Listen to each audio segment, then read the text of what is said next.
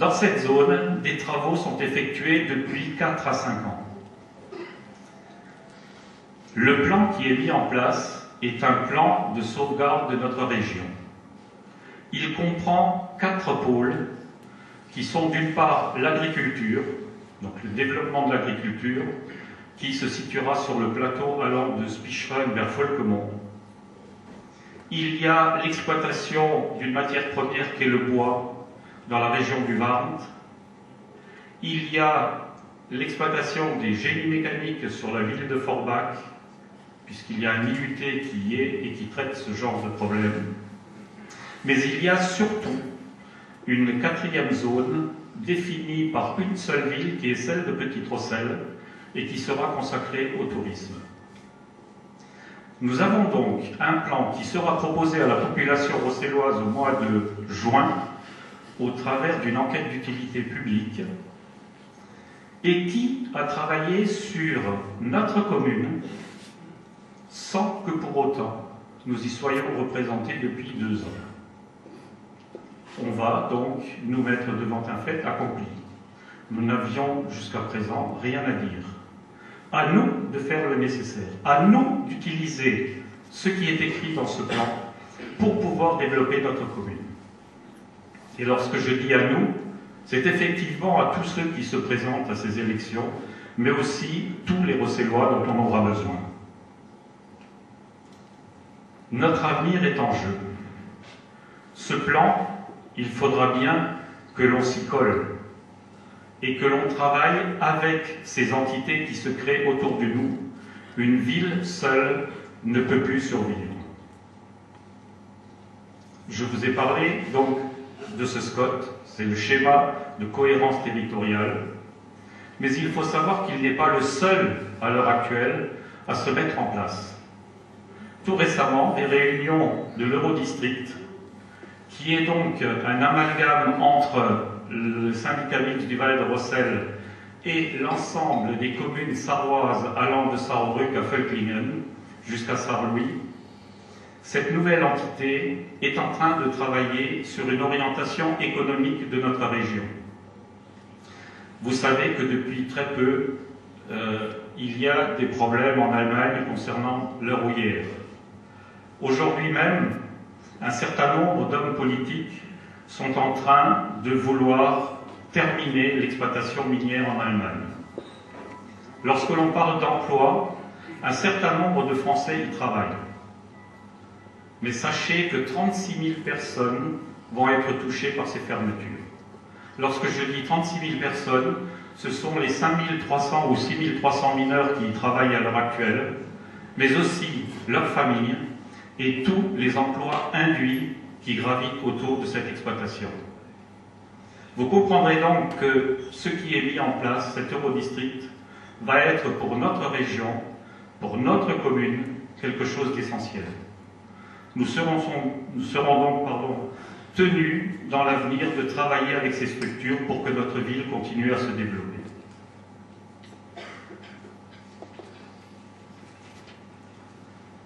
Cet Eurodistrict, à la différence du SCOT dont je vous ai parlé tout à l'heure, traite déjà de la reconversion économique, est en train de chercher les zones d'activité.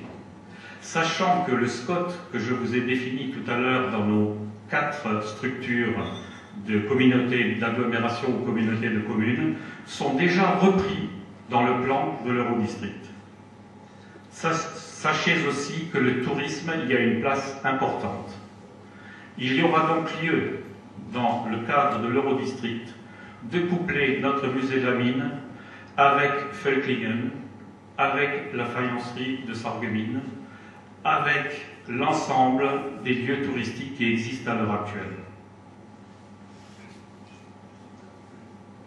Dans le cadre de l'Eurodistrict, il est également discuté de formation, de recherche, élément indispensable au développement de notre zone, mais aussi de nouvelles énergies et d'énergies renouvelables.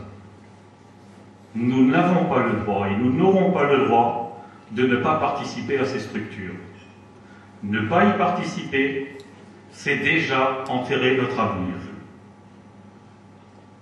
On vous l'a dit tout à l'heure, ce développement ne saurait se faire comme cela figure dans les plans, d'une part de l'Eurodistrict, mais aussi du syndicat mixte du Val de Rossel.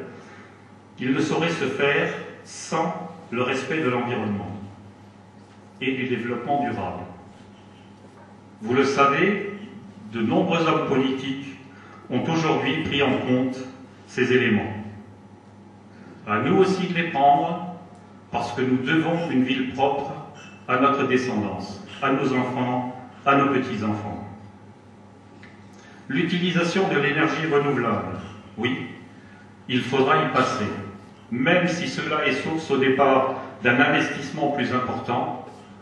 À terme, cet investissement sera rentable. Preuve en est que bon nombre de familles aujourd'hui se tournent vers ce type d'énergie. Lorsque l'on dit le respect de l'environnement, il faudra également, dans l'avenir, qui est relativement proche et qui est même devant nous, s'occuper des zones à risque de Petite Rosselle. Ces zones à risque sont d'une part Felsen, d'autre part le bassin Aschlam, et encore notre cours d'eau Rossel.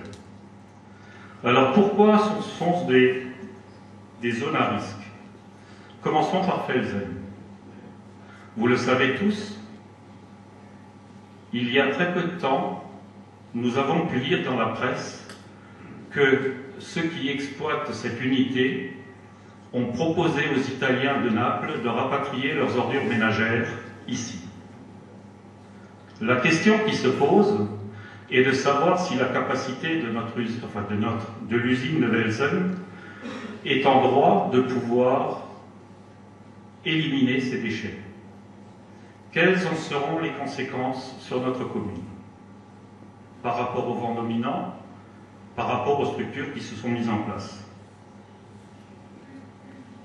Pour ce qui est du bassin Aschlam, vous le savez tous, le conseil municipal, dans son unanimité, a décidé de ne pas laisser passer sur nos routes les camions qui sont projetés pour rapatrier ce schlam vers Saint-Avold.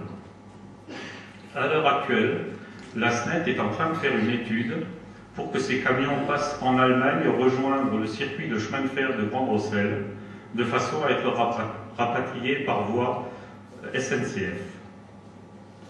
À nous d'être présents et de voir ce qui s'y passe.